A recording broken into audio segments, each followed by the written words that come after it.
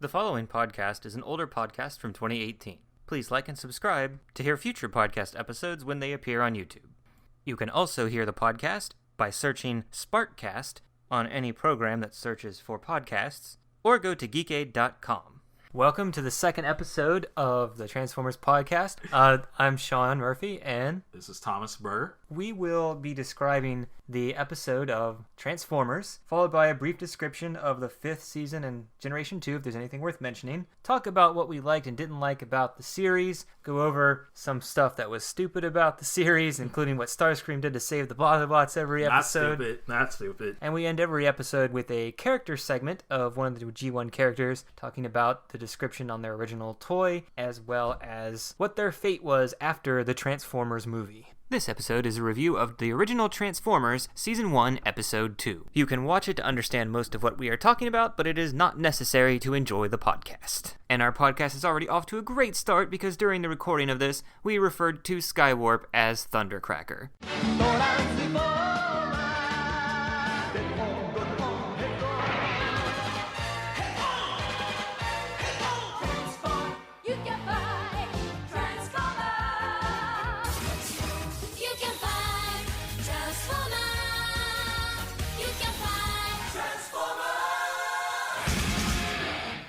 Thomas, do you want to try to describe the episode? Would you like me to take a shot at it? Let's see. There's Energon cubes. Well, remember, the cliffhanger was the water is on fire, and all those humans are going to die because Optimus can't lift up a piece of metal. This is kind of weird because the Transformers, can they actually swim as big as they are? In the beginning of Episode 2, Optimus couldn't lift that metal in Episode 1, but Episode 2, he just goes, whoop, humans are free.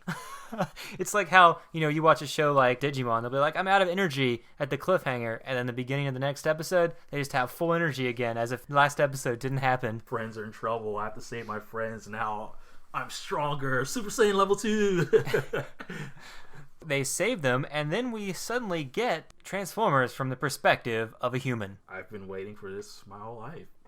The human element of Transformers. That's definitely what I come to a robot cartoon for. What do the humans think? Well, what's funny is Spike doesn't actually show up in every episode. The humans aren't always a big part of the episode all the time. Sometimes he might just be there and not in part of the episode, or sometimes he's just written out entirely. Okay, that's good to know. Because I'm not really fond of the human element. Some of the later series actually do it in an interesting way. Transformers Prime, I like the humans in that. I didn't like them at first, but then they definitely become better. But yeah, I guess it's good to hear the spark plug. Maybe there'll be more humans. Just wait. There's a few more humans. Okay. Well, there's one more main human, and then there's a supporting character who shows up for one episode. Oh, that's right. There's an evil scientist that shows up that works with the Decepticons at one point. Wow, there's evil humans? Yes.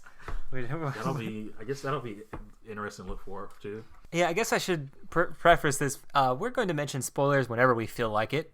Because we're going to jump around from anywhere in the Transformers universe, but we'll try not to give you too many overtly spoiler things. It's been over 30 years, people.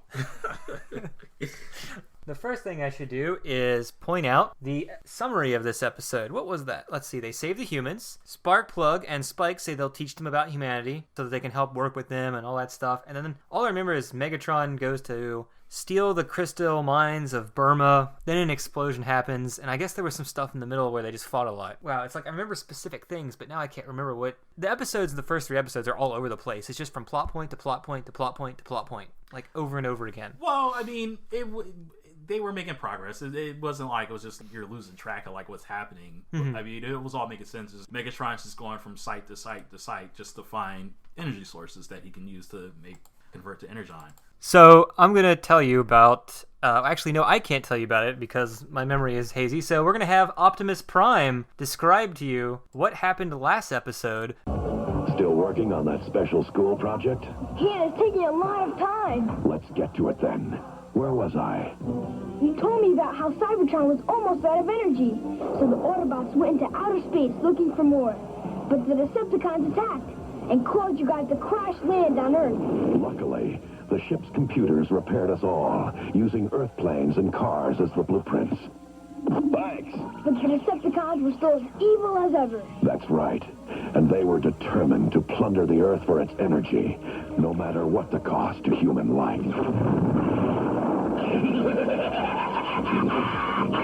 It's a good thing you Autobots showed up. Help! We can't get out! Somebody save us! Optimus forgets to narrate the rest of it, I guess. So it's like, you know the rest. like he Old man Optimus just falls asleep. So now here is Optimus Prime telling us what was going to happen in this episode, because apparently we can't remember it so well. Gee, Prime, this story's great! Wait till you hear what happens next. The Autobots become friends with the humans. I don't know who you are, but you saved our lives. We are the only ones who can stop the Decepticons. But my son Spike and I know more about Earth than you do. Maybe you can help us. The Decepticons create tidal waves to destroy the Sherman Dam. It's working.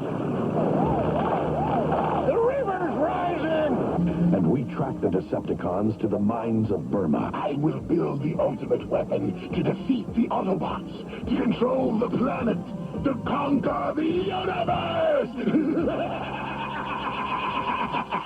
Prime, I want to hear about it and everything, but now I've got to go. This must be some special project. It is, and I'll tell you all about it as soon as I can. Now I've really got to get back to Autobot City. Would you like a ride? You bet. So You interrupted a good story, Tommy. So the ride that Optimus gives, he basically stands on his shoulder, and Optimus flies him into space, even though Autobot City's on Earth, but whatever. His blood doesn't evaporate at all.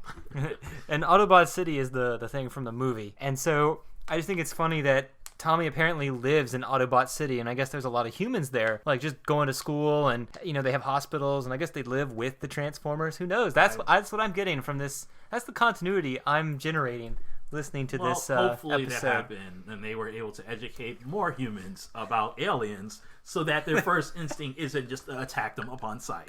With rocks. So what you heard actually was from the season 5 of Transformers, where they just re-edited the episodes together with an intro of a live action kid in Optimus Prime. He basically described the previous episode and the current one we're going into. The thing that people remember most about this episode is Optimus fighting with his neon glowing axe and Megatron fighting with his neon glowing mace, which has been reused everywhere. It happens in the comics continuity of the new comics in each of the IDW and the Devils do. Even in Devastation, the main weapon you power up is like 8 different axes of different colors that can freeze, do fire, do lightning. So, like, this is something that has only shown up in one episode, but people remember this all the time. Oh, wow. And I guess people get to see this dynamic of just, here's a guy who's never watched the original Transformers, doesn't have that much of a foundation. It's weird that everybody, that was the thing they took away from that particular fight. I took away something a little bit different from that. I was only concerned about the dialogue. Here, I'm going to interrupt you for just a second. All right. So I forgot one segment. So Generation 2, those re-edits, nothing of significance in that episode to worth mentioning. All right, go back to your story. To me, the dialogue is what stood out most to me. Not so much the fighting with the axes, because they were just beating on each other. That didn't really impress me. It was just the sick burn that Optimus was just putting on Megatron, just basically saying that Megatron was going to lose because he was too old. Yes. Well, see, what I got from that... Let's see what did he say? Yeah, he said junk. That's what you are, junk. And hit him. see, what I got from that, now that I'm older, is that he was doing that to make him angry so that he would make a mistake. But instead, he just kicks Optimus to the ground, and it didn't work at all. Yeah. So when he said that, I thought it was, maybe this is kind of like referencing the past history. That's just some bleed-in lore that I picked up over the years that I don't actually think applies to G1. It just seemed like Optimus was just calling him old, just to call him old. Yeah. Well, there's no fighting in the pits for, as you'll see in season 2 or 3 episodes. I think the only episodes you've seen of G1 are the movie and the ones I showed you about how Optimus Prime was created before we did this podcast. And you saw about back then they were just saying Megatron's just this new Transformer type that everybody's looking up to, and they don't yet know he's evil. The one thing I find interesting is about the dam sequence is I do remember that as a kid, them fighting with these things, because it was just cool weapons to have. Mm-hmm. So you're like, that's awesome. So because it's the pilot, so one of the things they did later was just say they don't actually actually have these powers, and they never used them again. They actually said that in the episode? No, they don't actually say that. I'm just saying, like, the writers, the creators were like, well, that's no longer a power. Don't ever mention it again. Oh, okay. There's no explanation for it not being used again whenever they battle. In one way, it doesn't make sense. In another way, it does make sense. It seems weird that assume that the rest of the series is going to continue to have a lot of, like, melee combat, like hand-to-hand fighting and stuff like that. Oh, yeah. Which...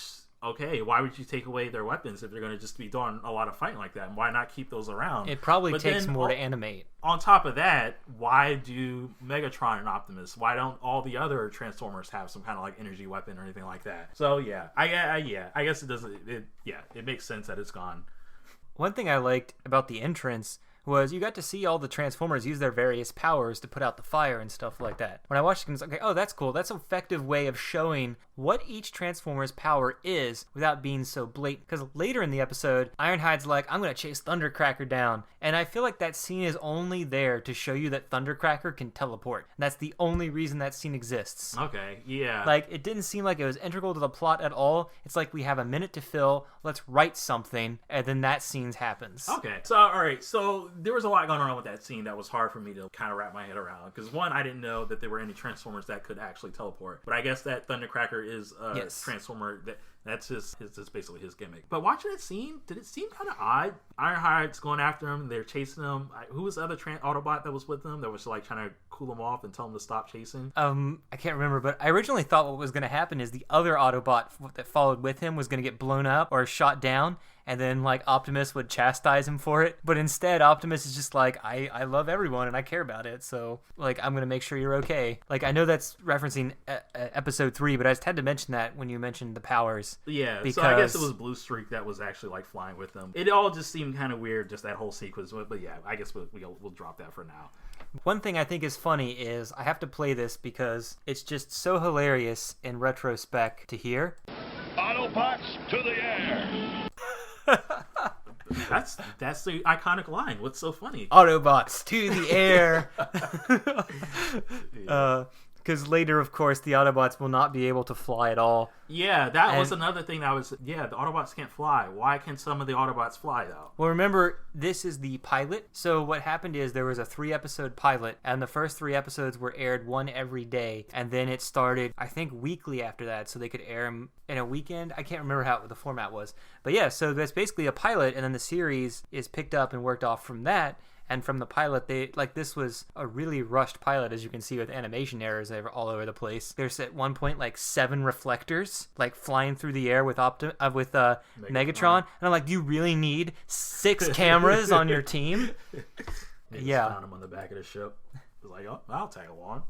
I just want to mention one thing in the episode that was also occurring around the fight when Megatron and Optimus were fighting on top of the dam. There was another iconic fight that was happening in the water between Rumble and Hound. Well, Rumble's beating on the ground and Hound goes down under there to stop him. And they're fighting underwater, but I guess they don't really show the whole fight. But did you see Hound has a face mask, even though it doesn't block the water from coming in from the bottom? Oh, I didn't notice that detail. Yeah. The animation quality clearly didn't make that as noticeable as it should have been. I just thought it was pretty funny how they show them two fighting. Rumble comes out of the water. He's getting out of the water, and Spike is there, just so concerned about like, oh no, where's Hound? And he asked that question to the evil Decepticon that they know are evil Decepticons. He thinks he's going to get an honest answer. It's just like... And what does he do? He just shoves him out of the way? Rumble shoves him out of the way. Just like, get the hell out of my way, kid. And it should have just ended there. He should have just went about his business and just go look for where Hound is, get in the water, and ask for help. He decides, in another I'm a stupid human, he decides to tackle Rumble and like fight over a Decepticon. You're going to fight a giant Transformer. But then he goes underwater, lifts a rock twice his size, and frees the Transformer that couldn't get out himself. Yeah, it's just ridiculous for him to tackle like Rumble, and Rumble just grabs him by a collar and basically like just like choking him, and he's just crying out for help and makes the Optimus have to like leave his fight. It's just like, come on, what are you thinking? Attacking with no weapons, you just tackle a robot. And also, how bad is Hound that he gets taken out by the mini guy. Decepticon? Yeah. The same way that Laserbeak took out the 2 last time. Oh yeah, Hound lost the Laserbeak basically. Oh, that's right. Shot. It was the same guy. Yeah. So, Wow, Hound is he, awful he at said his he job. thought his drive axle or rear drive axle was broken or something. Wow. I'm gonna wait till Is he just gonna be one of the jobbers? But no, one thing I thought was funny is there was a really big error at one point. So Ravage is in tape mode to get information about Sherman Dam, right? Mm-hmm. Ravage is captured. Soundwave escapes. Soundwave is then playing Ravage back to Megatron with the information about the dam, which he shouldn't have because all the information is on Ravage in his tape form, who is captured by the Autobots. Did they play that before or after? Because Ravage eventually escapes. No, this is episode 2. Yep. Ravage escapes in episode 3. So right immediately after Soundwave escapes, he plays the information that should only be on Ravage because Ravage was a tape inside Teletran 1 to get the information, which means the information's only on him. So Soundwave wouldn't have that information, but he's playing it back to Megatron, which doesn't make any sense. Yeah, that's weird. Well, I guess we probably should have to go back and look at that. I wonder if he was just playing the information he was playing was probably... No, he had a tape in him, drawn in him, which would have been Ravage, but Ravage is captured. Ravage wasn't there, yeah. Yes. And I was just like, wow. Yeah. There was another moment that I thought was pretty funny. There were two things going on. It's just that this whole episode, it was just the Decepticons just going from site to site, getting all these Energon cubes. What were the Autobots doing this whole time? Waiting until they attack, and then they go to fight the Decepticons. But the Decepticons were succeeding. They almost had all of the Energon they needed. Well, we're not going to mention why they didn't get all the Energon they needed on time, because Starscream was involved, but we're going to go past that. Well, here's the thing is, I think that there are a lot of episodes in between episode 1 and 2 that happened, because at one point they're like, well, we got enough Energon to use in this spaceship. And I'm like, they must have been attacking multiple things. Clearly a lot of time has passed, because they're going to need a lot of Energon, especially if they're saying they have enough Energon to power the whole planet or take over the whole planet of Cybertron. Yeah, I mean, but that still just brings me to the question: what were the Autobots doing that whole time? I assume they were going to fly to Earth to begin with. That's the planet that they detected had an energy source that they could use, or maybe it wasn't. But clearly, they have the capability of detecting energy sources. And they already made contact with the humans. Why didn't they speak to the humans? Why didn't the humans speak with the military, the cops? These guys are good guys. Can we get them the resources they need? No, they were just hanging out in the base half the time. The Decepticons are more than capable to get all the Energon they needed to power up their ship and repair their stuff. But yeah, where are the Autobots getting their Energon? That part seems odd. It seems like they finally start getting Energon when they take it from the Decepticons, and they start doing their own thing after they steal it from the Megatron folk. One thing I thought was odd is power from that dam is not enough to make an Energon cube. So Megatron's just like, we'll make a tidal wave. I was like, do you not understand how energy works? Like, you'll be able to make maybe a squat of like an ounce of Energon, and then you'll blow up the whole dam and not be able to make any more. I'm like, do you not know how anything works? Well, yeah, I guess it seemed like an odd plan. I mean, it kind of makes sense because the tidal wave is eventually going to overwhelm the dam and break it up. But I guess he didn't care. He just wanted the limited amount of time that he had make the Transformers run at peak.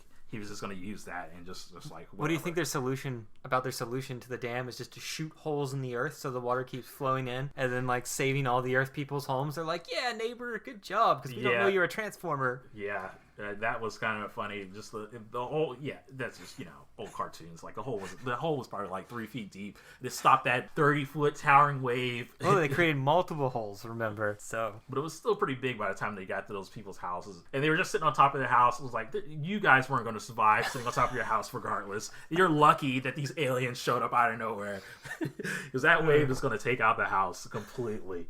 One of the things I liked is how Optimus Prime is viewed in this episode. At one point, Mirage is like, why don't we just go back to Earth? It's to show more of Mirage's character about, like, I just want to go back to Cybertron. Mm-hmm. I don't like war. But he's questioning it, and Optimus is like, no, we need to stop the Decepticons because they're evil. They're going to do all this stuff. If they get all the Energon, they're going to take over the universe. So you see more of what... You already know what Megatron's personality is like from the first episode. He's like, I want to rule everything, kill all the Autobots. But then in this episode, you see more of how Optimus Prime is like. He's like, no, we must do this because it's the right thing to do. Mm-hmm. Though I did think it was funny, like there's a scene where Optimus is, I don't like this, and his eyes glow with a sound effect, like to really hype up something bad is going to happen, which of course ends up being the explosion that explodes in his face. Yeah, there was also a side of me where like Optimus is honorable, all that stuff, all the qualities you want in a good leader. He cares about those fighting with him. Mm-hmm. But it just seemed a little odd. Maybe he just had a little something against Bumblebee. What?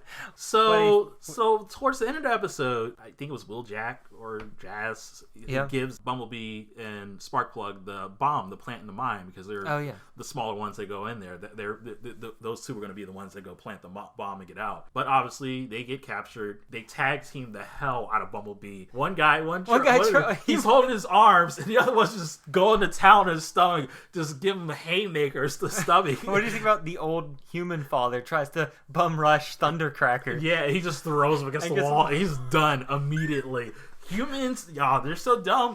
Why are you trying to fight these monsters? I'm surprised the next scene isn't them getting Sparkplug out of the rubble, and he's like, "Kid, I can't feel my legs." It's like that was weird too. After, like, how did you survive this explosion?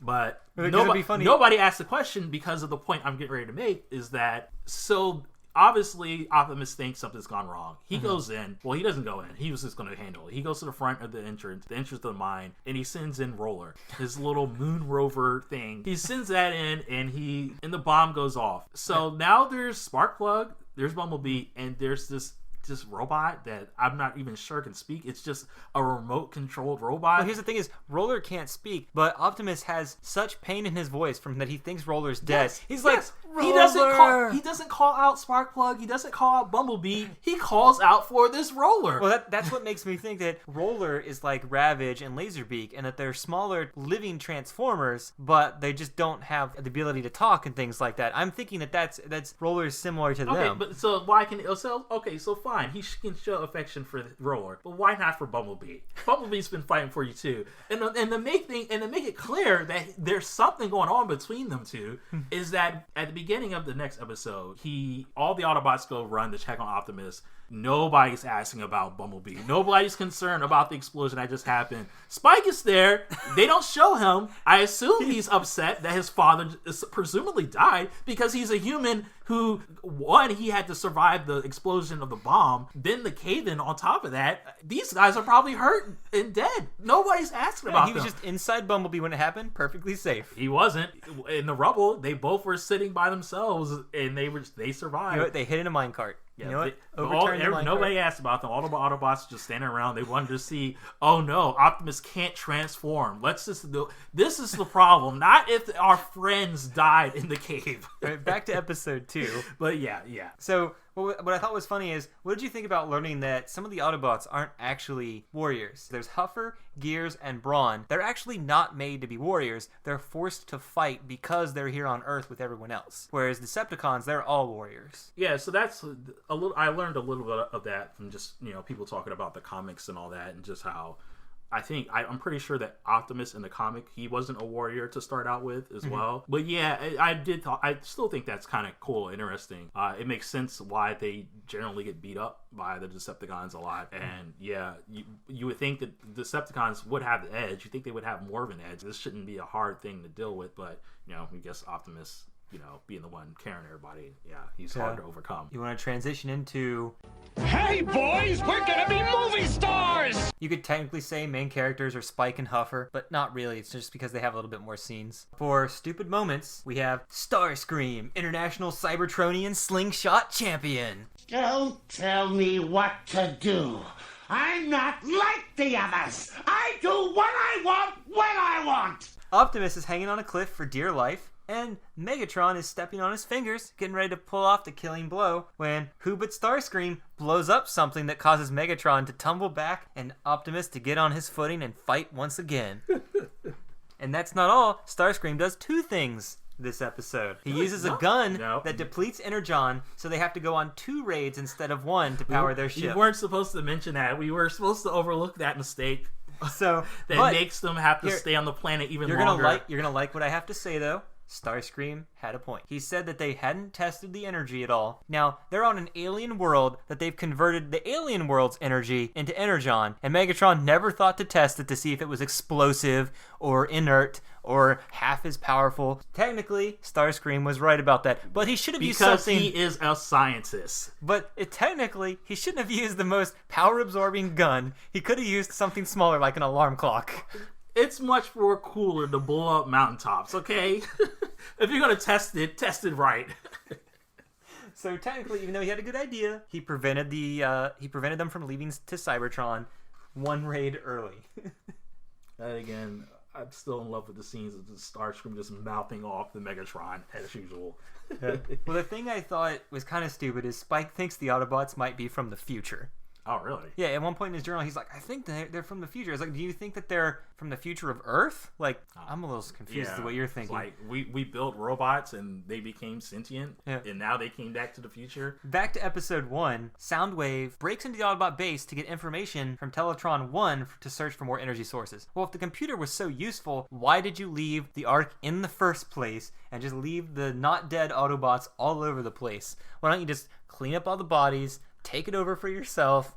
But then, of course, we wouldn't have a series. Take some of the resources to build your own ship instead of just going back and starting from. They were starting from essentially scrap when they were building their own base. That was definitely a stupid moment to me. They must be terminated. There actually listened to the deleted scenes, but there was only one off dialogue sentences every now and then, so there was nothing worth reviewing in this episode. Computer error. When it comes to retcons, though this isn't really retcon related, I think it's funny that there's a deleted script where Spike knows Sherman Dam is being attacked because Teletran 1 is hooked into an emergency alert system that did not exist in America until 13 years in the future. The exact same thing he is predicting actually exists in the real world 13 years later.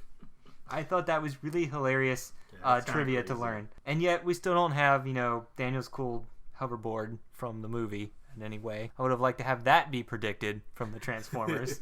Oh, fun fact. Dark, excessive, time, liberty. Burma is a real country and is now called Myanmar and supplies 90% of the world's rubies. Transformers is teaching us the history of the world. Also, as a new segment I wanted to bring up, what was Megatron's power source? So far, he's used oil, and in these episodes, he used hydroelectric power and rubies. Apparently, all of which can be converted into Energon. I guess the ruby one was kind of weird to me, but I assume rubies are formed in a similar way to crystals, where they're just really old coal. Eventually. Yeah, I just think it's funny. Like, anything that creates energy can just be converted to Energon. Either they're just so technically advanced they can just do that with anything, or who knows. So, still kind of weird how the Autobots haven't learned the same fact and created Energon from all these other sources around them. Yeah. So do you have anything else you want to mention about this episode before we go on to the character segment? No, that was pretty much it. Okay. Yeah, just thought, so the first two episodes, I just like, there's a lot of Optimus and Megatron fighting each other. They fight on the dam, and even before that, there's the scene, and on the ship in the first episode, and they just, a lot of them fighting to really establish that they're the two main leaders, and you'll learn more of their personality as the series goes on, too. So, the character segment that we have for this time is we're going to go over Shockwave. Oh, yeah. Shockwave does not appear in this episode, but he's my favorite Transformer, which is why we're mentioning him next. His toy quote is, "Clarity of thought before rashness of action." And his toy description is, "Cold, brutal, scientific approach to war. Seeks to overthrow Megatron as leader of Decepticons because he believes logic says he would be better. As a laser gun can emit lethal beams of energy from anywhere on the electromagnetic spectrum. Gamma rays, X-rays, visible light, infrared rays, radio waves, etc. Flies in a laser gun or robot mode. High fuel use but can be powered by nuclear sources. He's often confounded by innovative emotional thinking."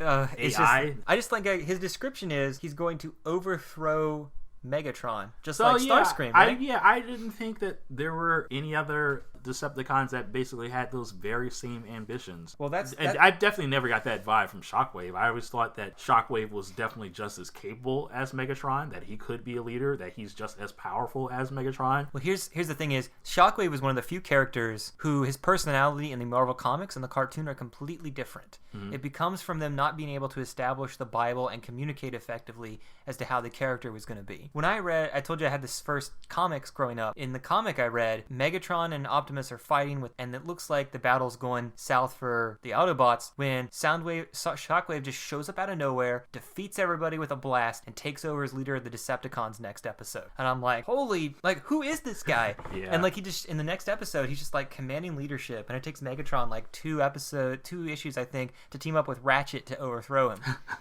And because he's literally captured all the Autobots but Ratchet, therefore proving his superiority to Megatron because he took them all over. And these are the comics, by the way, not the cartoon. But in the cartoon, he's completely loyal. So yeah, the production schedule didn't give them enough time to fully find that information out there before they actually made it for all the versions. The cartoon, Shockwave's like completely loyal to him, just like Soundwave. Going to the fact of calling Megatron on the phone every day for 4 million years. Yeah, so, yeah. He's like, I'm bored. I think I'll call Megatron again and see if he's still alive. Yeah, I never, just being around Transformers, I never really got the vibe that he would be one to want to overthrow Megatron. It just seemed he was just another capable person that just was on the level of Megatron, but he just followed orders. He was just kind of happy doing his own thing. But yeah, it was some of the things that I've seen, like parody videos of Shockwave, is just seeing him hang out in this little base guarding this portal the whole time. Yeah. Which in the cartoon, thing is, he appeared in the first episode. Yeah, and Megatron said, "Stay behind, take exactly." Over. So the whole time.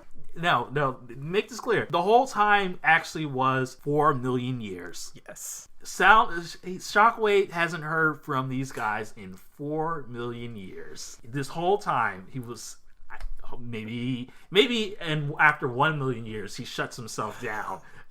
And he checks in every 1 million years. But 4 million years that he was just hanging out on this whole planet by himself. And Megatron basically told him, like, I'm leaving you in charge to run Cybertron. So I did have questions, like, he left him in charge to run Cybertron. I assume all the Transformers that were alive left. So there's no one on Cybertron but him. Yeah, so was he just or as you'll find out in the future, there's also an underground wave of female Autobots that are forming a resistance in future episodes. No, he never worried about that. Or maybe that's why he was able to survive just fine for the 4 million years. He was hanging out with all those female Transformers. No, so I want to go over to the description of Shockwave, because there's some interesting facts about him. His original name was Astro Magnum, but he also had the name Flashbeam and Sparkman in the scripts before they turned it to Shockwave. Sounded like Mega Man Robot Masters. And originally his action figure was gray, and they changed it to purple for the cartoons and the comics and for the toy releases. And what's weird is that some versions of him in the gray form were actually sold in Radio Shack before the cartoon. It's just so weird, and it wasn't part of the Transformers line, and I can't even imagine if that's probably worth a lot of money. I would think by now. Probably. And also his trigger was, of course, where the male private area is. So when it came over to America, they had to re-put where it was. Oh, the actual figure. Yeah, I think that happened with Megatron as well. So also, despite being in the series from the beginning, he wasn't available in the original action figure line of Season 1 characters. He states he was the first released figure of the second season, because I guess they really knew that people wanted him from watching him in the first episode. I guess a lot of people were like, yeah, I want to be on guard duty. That's hilarious. But seriously though, the funny thing about him is he's the only non-Takara figure to appear in the first season. Every single Transformer that shows up in the cartoon is a Takara figure from Japan, whereas Shockwave was not. He was not from them, so I don't know why they bothered to incorporate another character from somewhere else. He was actually from a South Korean company called Toyco, and it seems like he was the only figure that this company ever made. Not a lot of people can find information about this. I just think it's weird that they're like, well, we're going to use your staple of hundreds of characters, but instead we're going to choose like 17 and then one over here from this random company because it looks cool. So I just think that's really weird, because then he became an actual Transformer, and now Takara actually owns the rights to him and to redo him and all this stuff. I just think that's... Yeah, it is kind of weird. Maybe they were doing a favor to a friend or something. His company was struggling. They wanted to get this, like, this was his dream to have this Shockwave Transformer, well, not Transformer, but figure succeed, but it just wasn't making it. And Transformers came along, and his buddy decided to give him a lifeline. I just think it's funny, because it's like, that's why he looks so different from the others. Why he has that eye, and the handgun with the cable that connects to the gun. Yeah, and he also carries a gun that looks exactly like him in gun form. Yeah, I didn't really think he definitely looks completely different than in design, just like the formula that they use to make Transformers. And that's because that's why he is one of my favorite Transformers. It's just he just has a different look. Yeah, I really liked him from the comics, because he would take over the Autobots, and he did in the comics if he was in charge instead of Megatron. And the only reason he fails is because Megatron teams up with an Autobot to take him out. Mm-hmm. But in the cartoons, he's completely loyal. But even then in the cartoons, I thought he was cool, because he didn't show up much, and when he did, it was to be like the scientist and all that. And even the creator of it said he tried to incorporate Spock's personality into Shockwave when they originally made him. Yeah, that's weird. I don't know. How would that even work? Yeah. And so, okay, The weirdest part trivia for Shockwave is the voice actor for Shockwave based his character on David Warner's Sark from Tron. That's how he tried to make him sound, because Tron had just come out 2 years prior. Yeah. So he tried to make him sound like Sark from Tron. Well, many years later, Tron appears in Kingdom Hearts 2. Who did they get to voice Sark in Kingdom Hearts 2? Not the original Sark from Tron, but the guy who voiced Shockwave that based his voice on Stark. That's crazy. That is the weirdest fact that I've learned on Transformers. But that would be the best guy to get if they're all just trying to like emulate. Well, not all trying to emulate, but one guy is the voice, so the other one has been trying to emulate it for years. That was just so weird. And also, apparently, according to the TF Wiki site, Shockwave has the highest quality knockoff toys, because I guess everyone cares about him so much. That's weird. I don't know why that would be, especially above Starscream, of course. Wait, I still function. What was his fate after the movie? He's never seen again. Not in any of the manga, not in any of the Japanese Transformers series. Was he in the movie? What happened with him in the movie? He shows up in the movie near the beginning and then just vanishes completely. So what happens is there is a comic book adaptation that came out for the 20th anniversary of the movie, or 25th, and they actually incorporated deleted scenes from the script. And so there's actually a scene where he dies. He actually tries to fight Unicron with some other Decepticons, and he gets squashed by his hand from his tower. Oh, okay. So I assume he probably, I guess according to that comic book, he got killed off much earlier. Yeah, this is near the end when Unicron's fighting Cybertron. Oh. So he gets killed initially trying to defeat him. But again, this was in the original script. However, if it's not shown in the original cartoon, you can't consider it canon. I would assume, based on the information, you have to just assume he died, even without that information, since he never shows up ever. But, yeah, it's just kind of sad. He just gets taken out in the movie, and he doesn't get to become a ghost. It's not surprising, when you get up in age, 4 million years. But yeah, no, it was just, that was disappointing to learn that he really died for good and never got resurrected in any way or anything like that. But yeah, so any final thoughts on Shockwave, the best Transformer? No, I don't really have anything more to add to that, no. Yeah. Alright, well, thanks for listening to our second episode of Transformers. This is Shawn and Thomas, and we're signing out. Thanks for listening. See you. Thanks for YouTube user Transformers at the Moon for hosting every deleted audio segment from every episode of the Transformers. Thanks to tfraw.blogspot.com for the Season 5 and Generation 2 episodes. Thanks to tfwiki.net for information used in our Character Spotlight feature.